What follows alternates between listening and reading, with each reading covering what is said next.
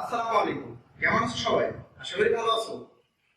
আমরা আজকে আইসিটির তৃতীয় অধ্যায়ের প্রথম অংশ আছে। সেই প্রথম অংশের যে রূপান্তরের যে বিষয়গুলো আছে, যেমন আমাদের দশমিক থেকে অক্টাল, আবার দশমিক থেকে বাইনারি, হেক্সাডেসিমেল, আবার হেক্সাডেসিমেল, বাইনারি, অক্টাল, এগুলা থেকে দশমিক, আবার হচ্ছে তোমার দশমিক থেকে আবার হচ্ছে তোমার বাইনারি থেকে অক্টাল বা বাইনারি থেকে হচ্ছে হেক্সাডেসিমেল, এই যে বিষয়গুলো এগুলোকে আমরা রূপান্তর বলতেছি। তো চলো আজকে আমরা রূপান্তর শুরু করব।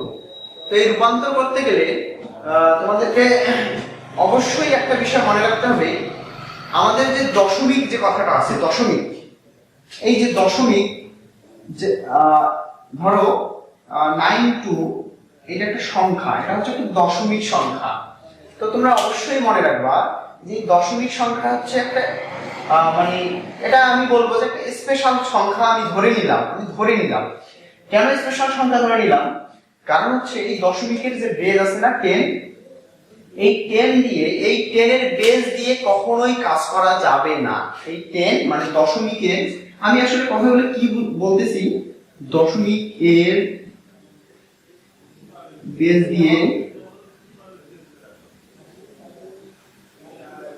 কখনো কাজ করা যাবে না।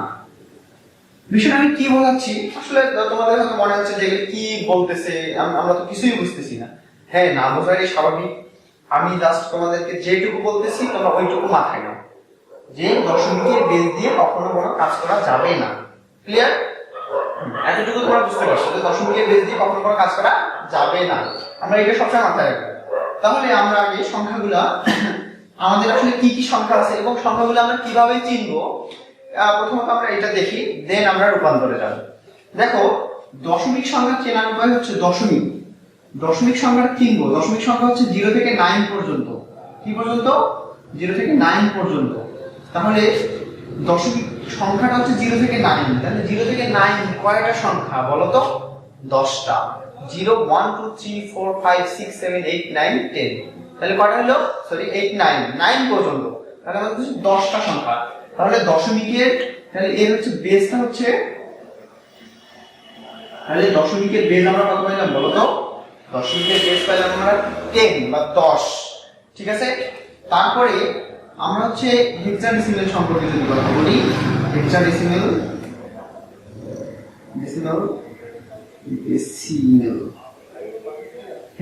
হচ্ছে 0 থেকে f পর্যন্ত। তাহলে এর বেস হচ্ছে আমাদের 60। এখন প্রশ্ন হলো যে 0 থেকে f বলতে কি বোঝায়? তাহলে তোমরা মনে রাখবা, হেক্সাডেসিমেলের ক্ষেত্রে আমরা যখন 9 পার হয়ে যখন 10 এ যাব, 9 পার হয়ে যখন কোথায় যাব? 10। যখন আমরা 10 গণনা করব, তখন আমরা 10 গণনা না করে আমরা a গণনা করব।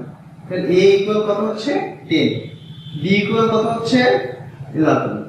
c equal 12। d equal 13। e equal 40। f equal 50। কথা কি বুঝতে পারছো? তাহলে এই হেক্সাডেসিমেলের 0 থেকে f বলতে আমরা বোঝাচ্ছি যে আমরা যখন 0 থেকে 9 পর্যন্ত গণনা করা শেষ, 10 এ যাব, তখন 10 হলো a, তারপর 11 হলো হচ্ছে b।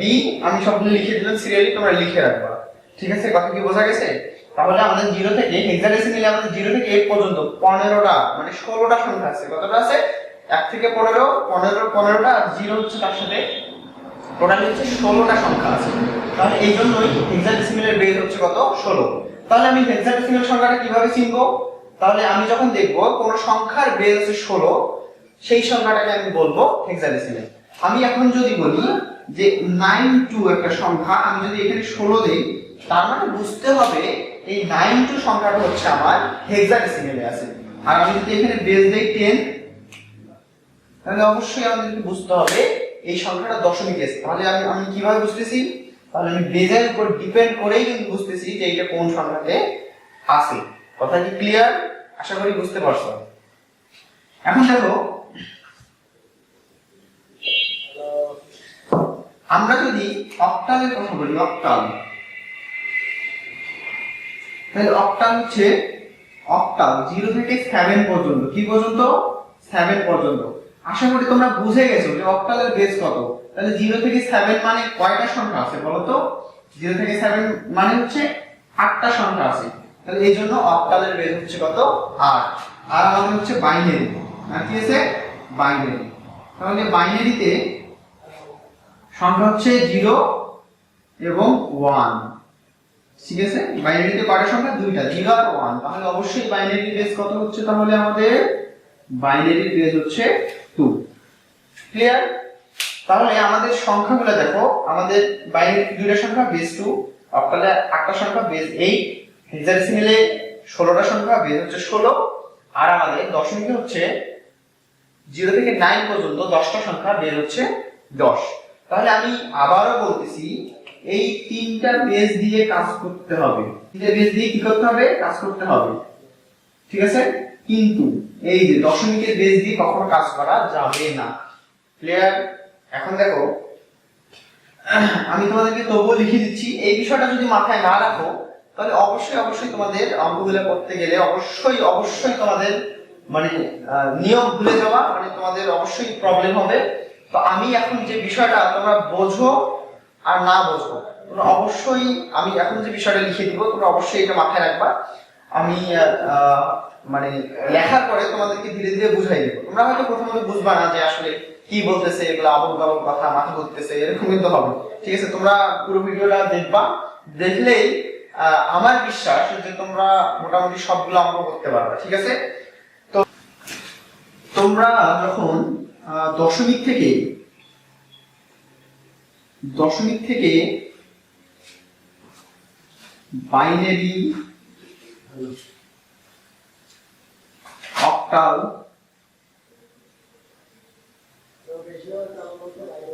ও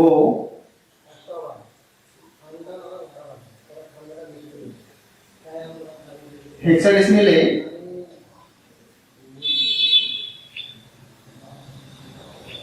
রূপান্তর, তাহলে দশমিক থেকে বাইনারি, অক্টাল, হেক্সাডেসিমেল এর রূপান্তর করতে হলে তাহলে অবশ্যই মনে রাখবা যে করতে হলে 1 নাম্বার পূর্ণ সংখ্যা যদি হয়, আমাদের কি সংখ্যা হয়? পূর্ণ সংখ্যা। আমাদের বোঝার দরকার নেই, আমি বারবার বলতেছি, পূর্ণ সংখ্যা হলে ভাগ করতে হবে। পূর্ণ সংখ্যা হলে কি করতে হবে? ভাগ করতে হবে। ঠিক আছে, তোমরা এতটুকু মনে রাখো, আমি পরে বুঝাই দিচ্ছি। ঠিক আছে, আর যদি সংখ্যাটি হয় ভগ্নাংশ, তাহলে আমাদের যদি ভগ্নাংশ সংখ্যা হয়, ভগ্নাংশ সংখ্যা হলে কি করতে হবে? গুণ করতে হবে। ক্লিয়ার? তাহলে এটা অবশ্যই মনে রাখবে। এটা কি থেকে যাচ্ছি আমরা অবশ্যই দশমিক থেকে যাচ্ছি। কি থেকে? দশমিক থেকে। আমরা যখন দশমিক থেকে বাইনারি, অক্টাল ও হেক্সাডেসিমেলে রূপান্তর করতে যাব, এটা অবশ্যই কিন্তু দশমিক থেকে যাইতে হবে। এই বিষয়টা আমি বারবার করে বলতেছি, তুমি নিয়ম যাতে মনে রাখতে পারো, এই জন্য বারবার বলতেছি যে আমরা যখন দশমিক থেকে বাইনারি, অক্টাল ও হেক্সাডেসিমেলে যাব, তখন আমাদের পূর্ণ সংখ্যা হলে ভাগ করব আর ভগ্নাংশ হলে গুণ করব। বিষয়টা কেমন বুঝাই দিচ্ছি। আচ্ছা, তোমাকে বলছে যে 21 এটা হচ্ছে কোন সংখ্যা বলো তো? অবশ্যই ঠিক। তাহলে তুমি ঠিক বলছো যে এটা হচ্ছে একটা দশমিক সংখ্যা, কারণ আমরা বেস দেখছি এখানে 10, আর যদি বেস 10 থাকে তাহলে অবশ্যই সেটা হচ্ছে দশমিক সংখ্যা। আমাদেরকে বললো যে দশমিক ইকুয়াল, ধরো যে, তাহলে বলো তো এটা কোন সংখ্যায় রূপান্তর করতে বলছে? তাহলে অবশ্যই এটা আমাদেরকে বাইনারি সংখ্যায় রূপান্তর করতে বলছে। কিভাবে বুঝলাম? দেখো, হট চিহ্ন দিয়ে বলছে যে 2, বেস দিছে 2, তার মানে আমাদের এই দশমিকটাকে বাইনারিতে রূপান্তর করতে হবে। তাহলে দেখো তো, এই দশমিক সংখ্যাটা অবশ্যই একটা পূর্ণ সংখ্যা, যেহেতু সামনে দশমিক নেই। যদি এরকম থাকতো 0.21, তাহলে কিন্তু একটা পূর্ণ সংখ্যা হইতো না, এটা একটা ভগ্নাংশ সংখ্যা। দেখো, যদি দশমিক নাই তাহলে বুঝতে হবে এটা একটা পূর্ণ সংখ্যা। তাহলে আমরা জানি দশমিক থেকে যদি আমরা বাইনারি, অক্টাল, হেক্সাডেসিমেলে যাই, আর সেই দশমিক সংখ্যাটা যদি পূর্ণ সংখ্যা হয় তাহলে অবশ্যই কি করতে হবে? ভাগ করতে হবে। ঠিক আছে, তাহলে আমরা এই সংখ্যাটাকে কি দিয়ে ভাগ করবো বলো তো? 10 দিয়ে? না, 10 দিয়ে ভাগ করব না। আমি আগেই বলছি দশমিকের বেস দিয়ে কখনো কোনো কাজ করা যাবে না। তাহলে আমরা এই সংখ্যাটাকে আমরা কি দিয়ে ভাগ দিব বলো তো? 2 দিয়ে। আমরা যে সংখ্যায় রূপান্তর করব সেই সংখ্যার বেস দিয়ে ভাগ দিব। তাহলে এখানে হচ্ছে বাইনারি বেস হচ্ছে 2, এজন্য আমরা 2 দিয়ে ভাগ করব।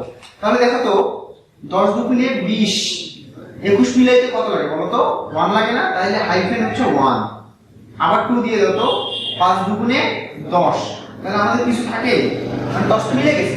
মিলে গেলে তোমরা এখানে হাইফেন 0 দিবা, ঠিক আছে? আবার দেখো তো 2 দুগুণে 4, তাহলে 5 মিলাইতে কত লাগে বলো তো? 1 লাগে। আবার 2 দিয়ে দাও, 2 কে 2 মিলে গেছে, তার মানে 0, আবার 2 দিয়ে দাও। আচ্ছা দেখো তো 2 দিয়ে কি অঙ্কে ভাগ যায়? 2 দিয়ে অঙ্কে কি ভাগ যায়? যায় না। তাহলে আমরা কি করব?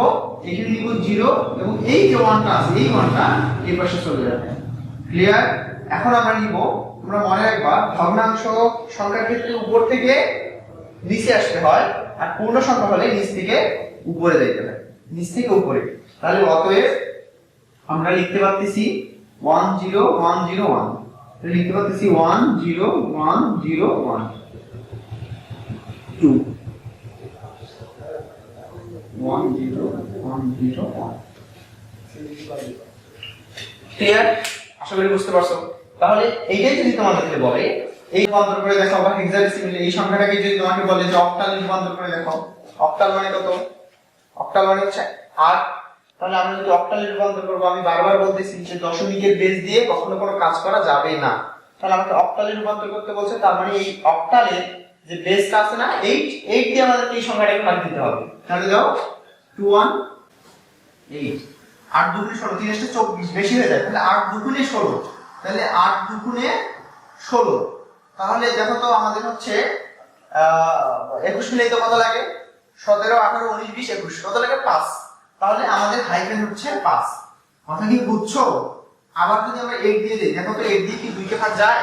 না, যায় না। তার মানে হচ্ছে 0, আর এই 2টা এই পাশে চলে যাবে, তাহলে হচ্ছে আমাদের 2। তাহলে অতএব আমরা এখানে কি পাচ্ছি? 25 অক্টাল। তাহলে আমরা এখানে লিখতে পারি আমাদের অক্টালটা হচ্ছে 25। ক্লিয়ার? আশা করি তোমরা বুঝতে পারছো। এবারে দেখো এই সংখ্যাটাকে যদি তোমরা ধরো, যদি তোমাদেরকে এই সংখ্যাটাকে আবার হচ্ছে হেক্সাডেসিমালে রূপান্তর করতে বলে, তাহলে তোমরা কিভাবে করবে বলো তো? আবার কি 10 দিয়ে কাজ করবা? না, আমি তোমাদেরকে বারবার বলতেছি দশমিকের বেস দিয়ে কখনো কাজ করা যাবে না। তাহলে আমরা এই 21টাকে কি দিয়ে ভাগ দিব বলো তো? 16 দিয়ে। তাহলে 16 দুগুণে 32 বেশি হয়ে যায়, তাহলে 16 কে 16, তাহলে আবার হচ্ছে 21 মিলাইতে কত লাগছে? 5। তাহলে আবার 16 দিয়ে দাও, 16 দিয়ে কি একে ভাগ যায়? যায় না। তাহলে হচ্ছে 0, আর এই যে একটা এই পাশে চলে যাবে। তাহলে অতএব আমরা কত পেলাম? 15। এটা হচ্ছে কি আমরা হচ্ছে হেক্সাডেসিমালে রূপান্তর করে ফেললাম 15। কথা কি বুঝতে পারছো? তাহলে আশা রাখি যে তোমরা এই যে দশমিক থেকে আমরা বাইনারি, অক্টাল এবং হেক্সাডেসিমালের যে পূর্ণ সংখ্যার যে রূপান্তর, পূর্ণ সংখ্যা থাকলে কিভাবে রূপান্তর করবো এটা বুঝতে পারছো। ধন্যবাদ।